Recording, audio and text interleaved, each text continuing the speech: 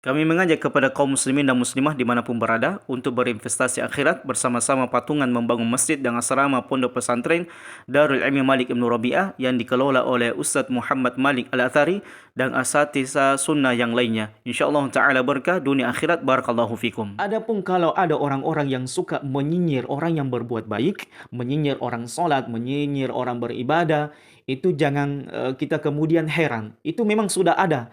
Sebagian orang itu dengan orang beribadah itu sangat nyinyir. Jangankan di zaman kita sekarang ini, melihat orang beribadah sok alim, sok taat, sok begini, sok begitu, dia akan nyinyir, dia akan merasa risih, dia akan kepanasan melihat orang beribadah kepada Allah Subhanahu wa taala. Seperti syaitan kalau mendengar suara azan, mereka kemudian lari terbirit-birit. Entah ketakutan, entah karena kepanasan dan sebagainya. Allah Subhanahu wa taala menyampaikan kepada kita bagaimana dahulu kaumnya Nabi Lut alaihissalatu wassalam. Ya, di mana mereka ini sudah menjadi mendarah daging mentradisi laki dengan laki itu baku suka.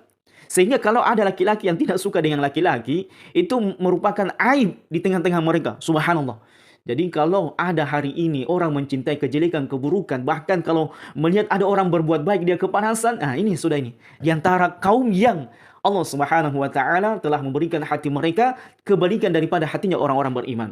Labbaik Allahumma labbaik labbaik la sharika lak labbaik innal hamda wan ni'mata lak wal mulk la sharika lak labbaik Allahumma labbaik labbaik la sharika lak labbaik. Bismillahirrahmanirrahim. Assalamualaikum warahmatullahi wabarakatuh. Alhamdulillah hamdan katsiran tayyiban mubarakan fi kama yuhibbuna wa yarda. Wassalatu wassalamu ala Rasulillah wa ala alihi wa ashabihi wa man tabi'ahum bi ihsanin ila yaumil wa ba'd. Ikhwatal iman rahimani wa rahimakumullah. Ada saja caranya orang-orang yang tidak mencintai dakwah tauhid, dakwah sunnah Nabi alaihi salatu wasalam, dakwah mengajak kepada kebaikan untuk membuat framing-framing jelek, narasi-narasi buruk, fitnah-fitnah kejam, fitnah-fitnah yang sangat tidak memiliki pendalilan kuat dari Quran dan Sunnah Nabi SAW kepada orang-orang yang selama ini berjalan di atas tauhid, sunnah dan ketaatan kepada Allah Jalla Jalaluhu. Ya, salah satu video yang dibuat oleh si mulut sotat, mulut kolkola ini, dalam thumbnail videonya dia mengatakan, beginilah nasib masjid ketika Wahabi kuasa. Jadi seolah-olah masjid yang dikelola oleh Salafi Wahabi itu akan miris nasibnya. Akan dijadikan tempat joget-joget, akan dijadikan tempat ngorokokan, akan dijadikan tempat nyanyi-nyanyian, dandut-dandutan, solat-solawatan yang kemudian diiringi dengan musik kiu-kiu dengan alamat-alamat dan sebagainya. Masjid akan sepi, masjid akan tidak dimanfaatkan sebagaimana mestinya. Itu kalau Salafi Wahabi, atau kebalikannya ya. Allah a'lam bishawab. Baik. Kemudian dia mengucapkan atau menuliskan sebuah narasi di bawahnya, nasib masjid yang dikuasai Wahabi akan jadi tempat kemah. Ya, alhamdulillah masih bisa jadi tempat kemah untuk beribadah kepada Allah Jalla Jalaluhu. Karena di situ dia melihat potongan videonya Ustaz Syafi'i Reza Basalama yang melaksanakan iktikaf kemudian menggunakan tenda. Apakah kemudian tenda ini haram hukumnya, tidak boleh, atau dia ada di sana aqwalul ulama, pernyataan-pernyataan atau kutipan-kutipan para ulama yang memang sengaja tidak dicantumkan dan hanya dicantumkan bagi sesuai dengan hawa nafsunya si mulat sutat sendiri ini. Baik, jadi seolah-olah dia menyinyir orang yang beriktikaf di dalam masjid. Seolah-olah orang yang melakukan iktikaf dalam masjid dengan tenda itu adalah sebuah kekeliruan, kesalahan, tidak boleh.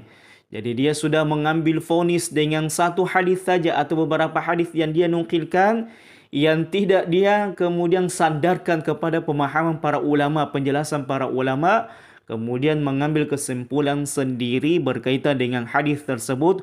Oh, ternyata membuat tenda dalam masjid itu tidak boleh.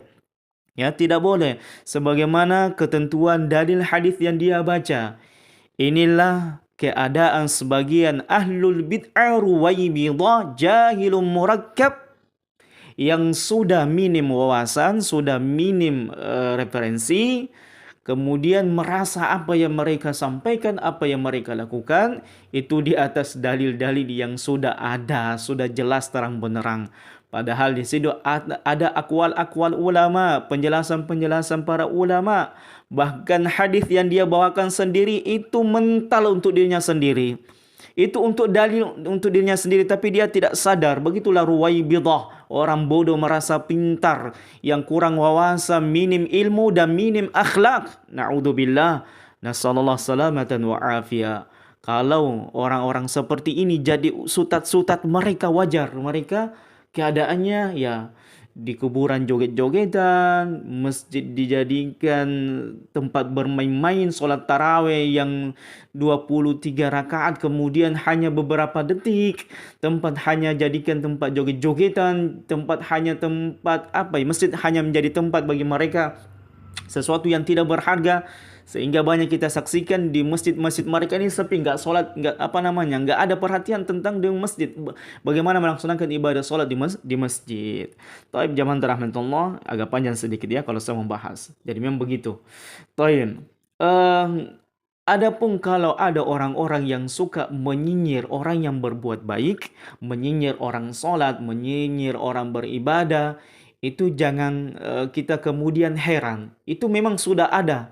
Sebagian orang itu dengan orang beribadah itu sangat nyinyir. Jangankan di zaman kita sekarang ini, melihat orang beribadah sok alim, sok taat, sok begini, sok begitu, dia akan nyinyir, dia akan merasa risih, dia akan kepanasan melihat orang beribadah kepada Allah Subhanahu wa taala. Seperti syaitan kalau mendengar suara azan, mereka kemudian lari terbirit-birit. Entah ketakutan, entah karena kepanasan dan sebagainya. Allah Subhanahu wa taala menyampaikan kepada kita bagaimana dahulu kaumnya Nabi Lut alaihissalatu wassalam. Ya, di mana mereka ini sudah menjadi mendarah daging mentradisi laki dengan laki itu baku suka. Sehingga kalau ada laki-laki yang tidak suka dengan laki-laki, itu merupakan aib di tengah-tengah mereka. Subhanallah. Jadi kalau ada hari ini orang mencintai kejelekan, keburukan, bahkan kalau melihat ada orang berbuat baik dia kepanasan, ini sudah ini. Di antara kaum yang Allah Subhanahu wa taala telah memberikan hati mereka kebalikan daripada hatinya orang-orang beriman. Seperti Allah Subhanahu wa taala ungkapkan keadaan kaum Nabi Lut alaihi salatu wasalam, "Wa ma kana jawaba qaumihi illa an qalu akhrijuhum min qaryatikum innahum unasun yatatahharun." Dan tidaklah jawaban dari kaumnya Nabi Lut alaihissalatu wassalam ketika Nabi Lut tidak mau mendukung apa yang dilakukan oleh kaumnya, yaitu perbuatan homo, laki dengan laki, batang dengan batang, jeruk dengan jeruk, baku suka, baku senang. Apa kata kaumnya? Illa an qalu akhrijuhum min qaryatikum. Usir itu Lut. Tidak pantas Lut itu berada di kampung kita. Innahum unasun yatatahharun. Karena Lut ini adalah kaum yang sok suci, sok mensucikan, tidak mau dengan apa yang kita lakukan. Subhanallah. Subhanallah ikhwan. Jadi jangan kita merasa berkecil hati, merasa sedih, merasa minder dengan keadaan sebagian orang yang memang tidak suka dakwah sunnah, tidak senang dengan dakwah tauhid, tidak senang dengan orang yang berbuat baik di masjid Allah. Ketika mereka sendiri yang sholat tarawih 23 rakaat itu secepat kilat, ketika mereka menjadikan masjid tempat dandutan dan tempat salawatan, yang hanya salawatan, nyanyi-nyanyian dan sebagainya, jangan heran. Jangan heran ikhwan. Karena mereka orang-orang seperti ini sudah ada sejak dahulu di zamannya Nabi Lut alaihissalatu wassalam, di mana kejelekan, keburukan ini dibela. Ya, perbuatan-perbuatan maksiat ini didukung. Adapun Nabi Lut alaihissalatu wassalam karena tidak mendukung mereka, maka mereka pun membenci Nabi Lut alaihissalatu wassalam, menyinyir Nabi Lut alaihissalatu wassalam, membuat provokasi terhadap Nabi Lut alaihissalatu wassalam. Kemudian mereka mengatakan, usir Lut itu, usir. Gak pantas Lut di sini. Kita ini kan suka homo, kita kan suka maksiat, kita suka dugem, kita suka nyanyian. Usir, jangan cinta Wahabi, Salafi Wahabi itu gak benar itu. Dia mengajak kalian kepada ketaatan, mengajak kalian kepada sunnah, mengajak kalian kepada tauhid. Jangan ikuti Salafi Wahabi. Salafi Wahabi itu ngajak kepada tauhid, ngajak kepada sunnah, ngajak kepada kebaikan. Jangan hati-hati dengan Wahabi. Nanti kamu rajin solat 5 waktu, nanti kamu tidak dugem lagi, nanti kamu tidak salawatan dengan remis, nanti kamu tidak solat tarawih dengan secepat kilat, nanti kamu tidak cium kubur lagi, nanti kamu tidak amalan bid'ah lagi, nanti kamu tidak rokokan lagi, dandut-dandutan, campur bau dengan wanita, cium tangan dengan wanita yang bukan mahram. Jangan ikuti Wahabi. Nanti kamu akan tidak beramalia aswaja, asli warisan jahiliyah. Wallahu musta'an. Ya, sejatinya orang beriman itu cinta kepada kebaikan, cinta kepada ketaatan, jauhi maksiat. Bahkan ada orang berbuat maksiat, dia menangis, dia sadar diri, dia bertobat kepada Allah. Ya Allah, saya minta ampun ya Allah. Ya Allah, saya tidak ingin lagi rokokan, saya tidak mau lagi dandutan, tidak mau lagi begini begitu. Dia menyesal. Tapi ada orang memang enggak senang orang melihat ibadah kepada Allah Jalla Jalaluhu. Padahal Allah Subhanahu wa taala mengatakan, "Walakinnallaha habbaba ilaikumul iman wa zayyanahu fi qulubikum wa karaha ilaikumul kufra wal fusuqa wal isyan. Ulaika humur rasyidun." Akan tetapi Allah menjadikan kamu cinta kepada keimanan dan menjadikan keimanan itu indah di dalam hatimu, serta menjadikan kamu benci kepada kekafiran, kefasikan dan kedurhakaan. Mereka itulah orang-orang yang mengikuti jalan yang lurus. Jadi kalau antum enggak senang dengan tauhid, enggak senang dengan sunnah, enggak senang dengan ketaatan, hati-hati ente. Wallahu musta'an, wallahu musta'an. Taib jamaah rahmatullah, kita kembali kepada topik ini agak sedikit lama pembahasannya. Di sini dia menukilkan sebuah hadis, ada beberapa hadis. Satu saja yang saya sebutkan sebagai referensi dia, ya. Subhanallah. Di sini dikatakan haddatsana Muhammad huwa ibnu Salam, akhbarana Muhammad ibnu Fudail, ibnu Ghazwan, an Yahya ibnu Sa'id, an Amrah binti Abdurrahman, an Aisyah radhiyallahu anha qalat, kana Rasulullah sallallahu alaihi wasallam ya'takif fi kulli Ramadan. وإذا صلى الغداء دخل مكانه الذي اعتكف فيه قال فاستأذنته عائشة أن تعتكف فأذن لها فضربت فيه قبة فسمعت بها حفصة فضربت قبة وسمعت زينب بها فضرب قبة أخرى فلما انصرف رسول الله صلى الله عليه وسلم من الغداء أبصر 4 قباب فقال ما هذا فأخبر خبرهن فقال ما حملهن على هذا البر انزعوها فلا أراها fanuzi'at rawahul Bukhari fi sahihi. Di sini diriwayatkan dalam sebuah hadis yang mulia. Satu ketika Nabi SAW beriktikaf di bulan Ramadan, dan beliau ketika melaksanakan solat, maka setelah melaksanakan solat, beliau kemudian masuk ke tendanya, ya. Makanahu alladhi i'takafihi. Di sini sudah disebutkan bahwasanya beliau itu membangun tenda di dalam masjid.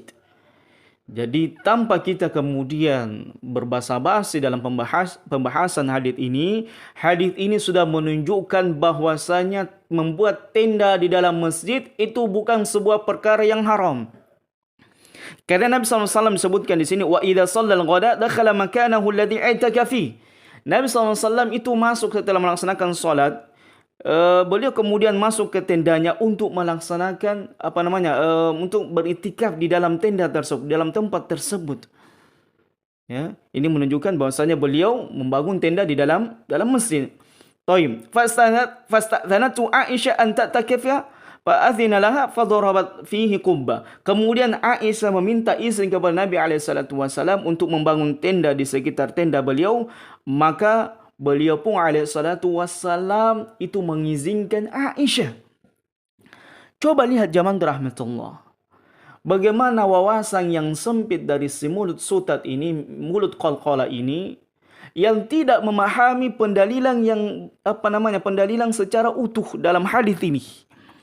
Yang dimana dia hanya mengatakan di sini dia mengatakan, kenapa Nabi SAW melarang inzi'uha fala araha fanuzi'at rawahul Bukhari fi sahih.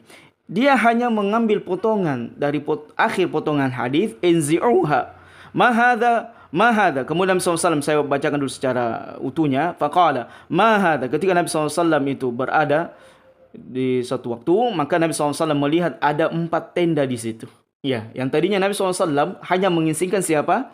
Aisyah radhiyallahu taala anha untuk membangun tenda. Maka Nabi SAW pun mengizinkan Aisyah. Tetapi kemudian diikuti oleh Hafsah, begitu pula dengan Zainab.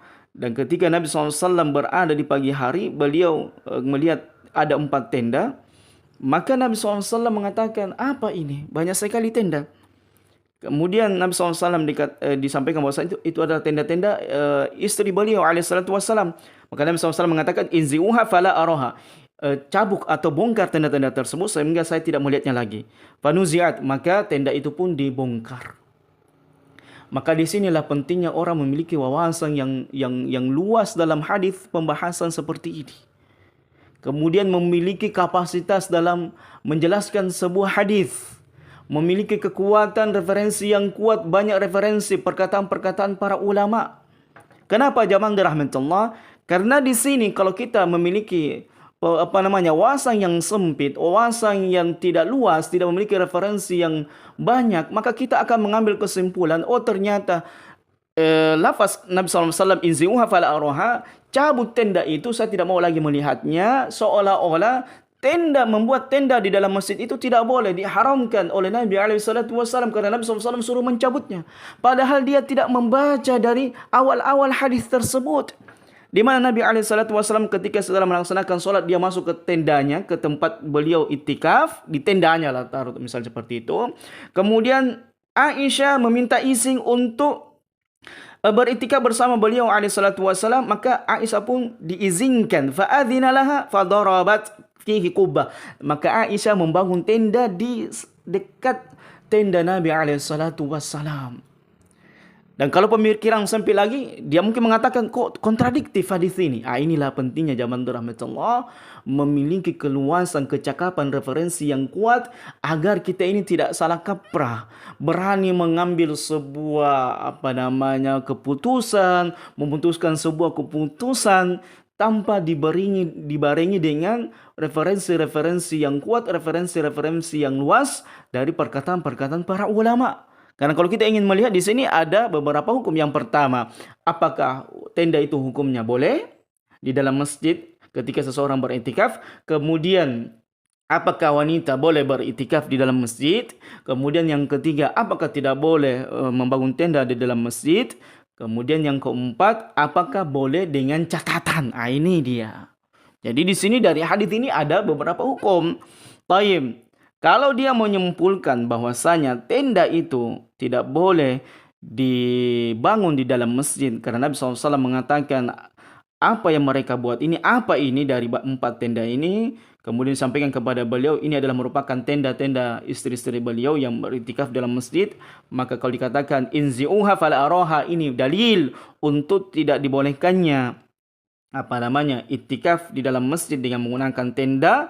Haramnya atau tidak bolehnya, maka ini adalah sebuah kekurangan. Minimnya ilmu yang dia miliki, sempitnya wawasan yang dia miliki, dan tidak memiliki referensi-referensi yang kuat dari perkataan para ulama. Baik, untuk membantah pendalilan daripada si mulut sutat ini atau mulut qalqalah ini, apakah memang membuat tenda di dalam masjid itu diharamkan atau tidak diperbolehkan oleh Nabi SAW? Taib, mari kita menyimak dari beberapa hadis yang saya nukilkan. Taib, dalam riwayat Muslim, dalam sebuah hadis 1167 dikatakan, wa'takafa maratan fi qubbatin Turkiyah, ay khaymatan saghira wa ja'ala ala babiha hasiran. Rawahu Muslim. Adalah Nabi SAW satu ketika beliau beriktikaf di dalam masjid, ya, dengan menggunakan kubbat Turkiyah, yaitu sebuah tenda yang sangat kecil. Wa ja'ala ala babiha hasiran, dan dalam tenda itu ada sebuah pintu yang digunakan oleh Nabi SAW untuk keluar masuk. Maka bagaimana dengan hadis ini? Ya, dan hadis-hadis yang lainnya yang dinukilkan oleh para ulama dalam kitab Sahih Bukhari, begitu pula yang dijelaskan oleh Ibnu Qayyim Al-Jauziyah rahimahullah dalam kitabnya Zadul Ma'ad jilid 2 halaman 90. Kemudian dengan dengan hadis yang dia nukilkan sendiri. Jadi kembali kepada fitrah kita. Apakah memang kita inginkan kebaikan dari apa yang kita sampaikan, atau ingin keburukan, ingin hanya mencari alasan, celah-celah untuk menghina, menghujat, mengkritik, membuli seseorang, yang menyinyir seseorang dengan kebaikan yang mereka lakukan? Kemudian hadis yang kedua. حدثنا زكريا ابن يحيى قال حدثنا عبد الله ابن نمير قال حدثنا هشام عن أبيه عن عائشة رضي الله تعالى عنها قالت أصيب سعد يوم الخندق في الأكهل فضرب النبي صلى الله عليه وسلم خيمة في المسجد ليعوده من قريب فلم يرعهم وفي المسجد خيمة من بني غفار إلا الدم يصل إليهم فقالوا يا أهل الخيمة ما هذا الذي يأتينا من قبلكم فإذا سعد يقدو جرحه دما فمات فيها. Dari hadis ini disebutkan suatu ketika Sa'ad ini terkena sebuah anak panah di lengan tangan kanan beliau. Fadaraba Nabi sallallahu alaihi wasallam khimah, maka Nabi sallallahu alaihi wasallam pun membuatkan tenda untuk Sa'ad. Jadi Nabi sallallahu alaihi wasallam sendiri yang membuatkan tenda untuk Sa'ad, karena Nabi sallallahu alaihi wasallam sangat mencintai Sa'ad. Agar kenapa? Agar Nabi sallallahu alaihi wasallam bisa menjenguk beliau. Alaihi salatu wassalam radhiyallahu taala anhu. Karena Nabi SAW, kita tahu bahwasanya rumah beliau itu bersebelahan dengan masjid. Jadi ada dinding yang membatasi, sehingga beliau alaihissalatu wassalam mudah untuk ke masjid. Sehingga Nabi SAW pun membuatkan tenda untuk Sa'ad yang sementara terluka, agar Nabi SAW bisa melihatnya, memperhatikan luka yang beliau dapatkan. Falam yara'uhum. Akan tetapi sahabat yang lainnya itu mereka khilaf, mereka kemudian tidak sangat memperhatikan keadaan Sa'ad, sehingga jamaah rahmatullah, falam yarauhum wa fil masjid khaymatun min bani Ghifar, dan di dalam masjid itu ada juga tendanya daripada tenda Ibnu Ghifar, ya Bani Ghifar. Jadi ini menunjukkan bahasanya tenda di dalam masjid Nabi SAW itu pada saat itu sangat banyak.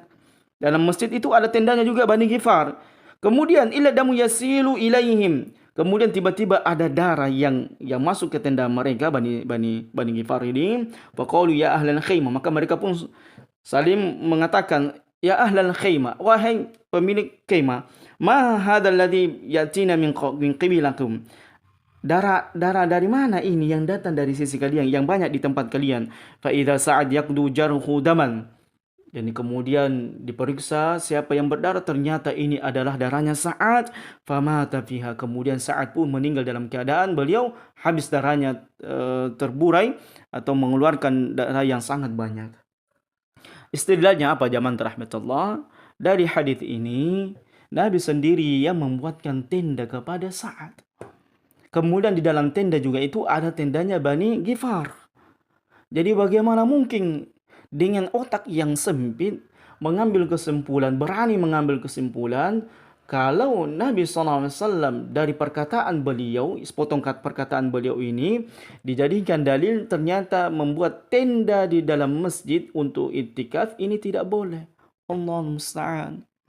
Padahal kata para ulama, boleh, sangat boleh membuat tenda di dalam masjid untuk iktikaf, untuk keadaan darurat, untuk menjenguk orang, untuk orang sakit dan sebagainya yang sifatnya darurat atau sifatnya beribadah kepada Allah Jalla Jalaluh. Dan tidak ada satupun ulama yang mengharamkannya. Taib, kalaupun ada yang tidak membolehkan membangun tenda di dalam masjid, bukan sampai ke derajat haram. Imam Syafi'i mengatakan makruh. Itu pun makruh dalam keadaan apa? Makruh wanita membuat tenda di dalam masjid karena dikhawatirkan mereka ini bisa mengganggu jamaah yang lainnya.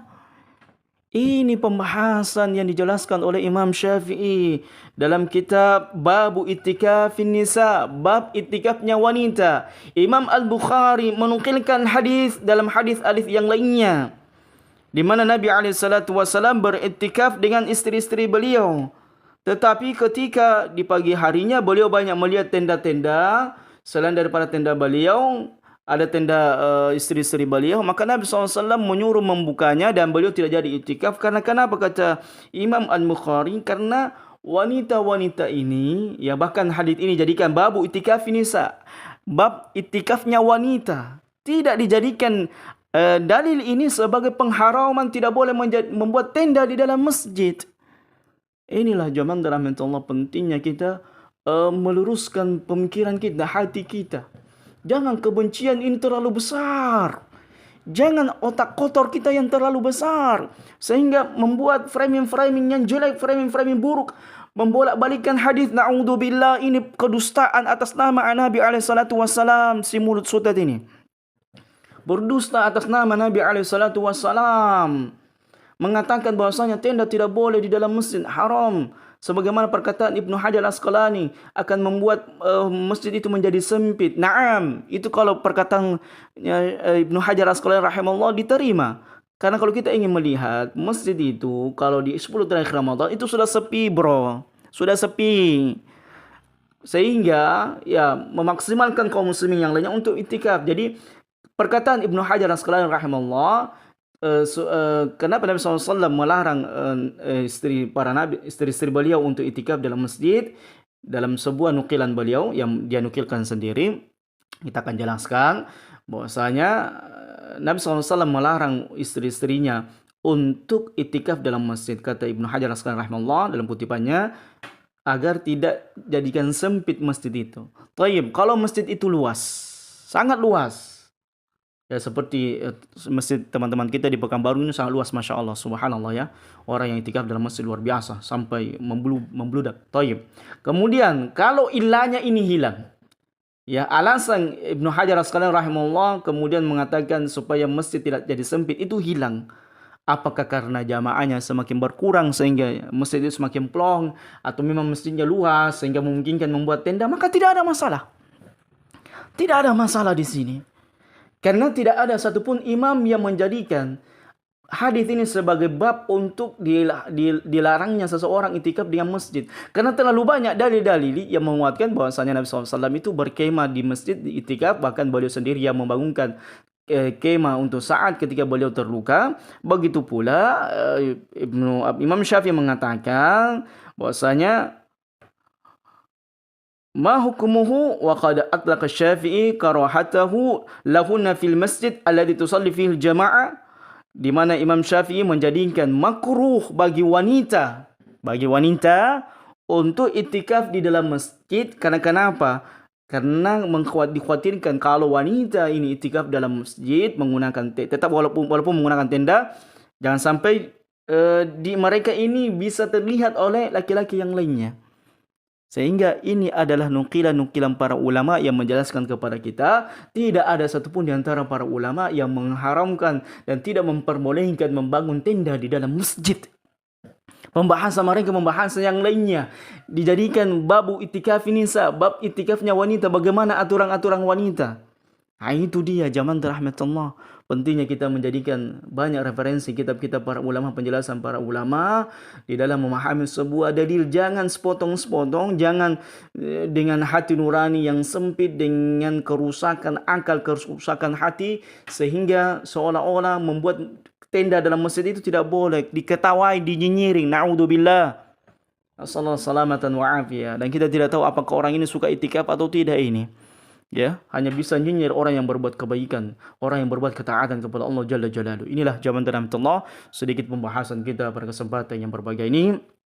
Mudah-mudahan kita istiqomahkan di atas ketaatan kepada Allah, di atas tauhid sunnah Nabi SAW, karena itu adalah merupakan jalan keselamatan. Dibandingkan kita melihat ke tauhid ini, sunnah, ketaatan itu adalah merupakan sebuah kerusakan, sebuah hal-hal yang harus dinyinyir, yang harus dirujak, yang harus dicela, difitnah. Nasallahu salamatu wa afiyah. Ini adalah merupakan keburukan dan kejelekan, menunjukkan bahwasanya agama orang itu adalah agama yang rusak, agama yang tidak menunjukkan keimanan dan ketakwaan kepada Allah Jalla Jalaluhu. Hadza wallahu a'lam bissawab. Subhanakallahumma wa bihamdik, asyhadu an la ilaha illa anta, astaghfiruka wa atubu ilaik, wa akhiru dawana alhamdulillahi rabbil alamin.